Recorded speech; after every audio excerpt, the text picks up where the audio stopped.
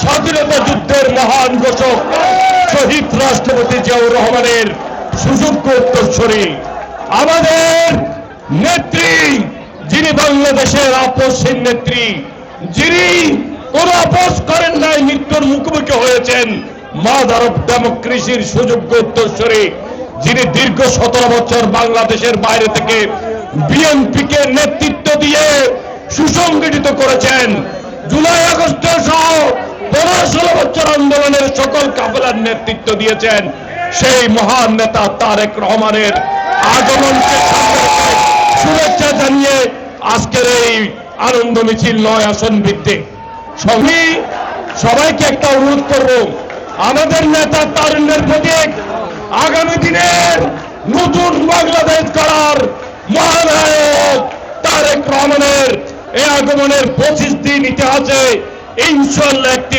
ঐতিহাসিক দিন হিসেবে চিহ্নিত হবে।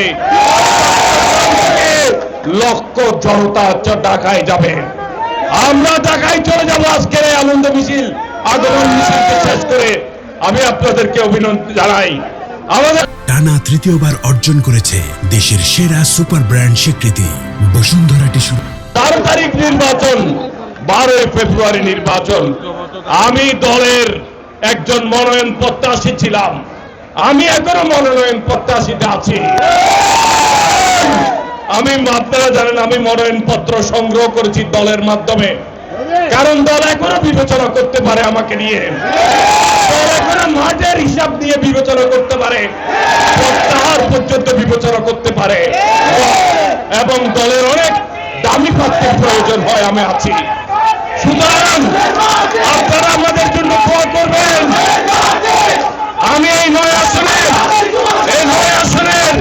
এই মাটি, মানুষ, এখানে আমার জন্ম, আমার বাপের জন্ম, আমার দাদার জন্ম এই চট্টগ্রামের 9 মাটিতে।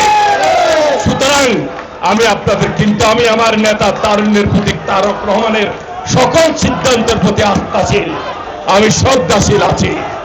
আমাদের এই মিছিল নির্বাচনকে নিয়ে ষড়যন্ত্র হচ্ছে, নির্বাচনকে বিলম্বিত করার ওই মৌলবাদী ইসলামী স্বাধীনতা যুদ্ধের পরাজিত সৈনিকেরা, শত্রুরা, ঘাতকরা করো নির্বাচনকে নিয়ে বিভিন্ন ষড়যন্ত্র করছে, গুপ্ত হত্যা করছে, মানুষ হত্যা করছে। হাদির মতো একজন উদয়মান এবং সাহসী যোদ্ধাকে হত্যা করেছে। আমরা ঘৃণা ভরে, ঘৃণা ধারা এবং দৃষ্টান্তমূলক শাস্তি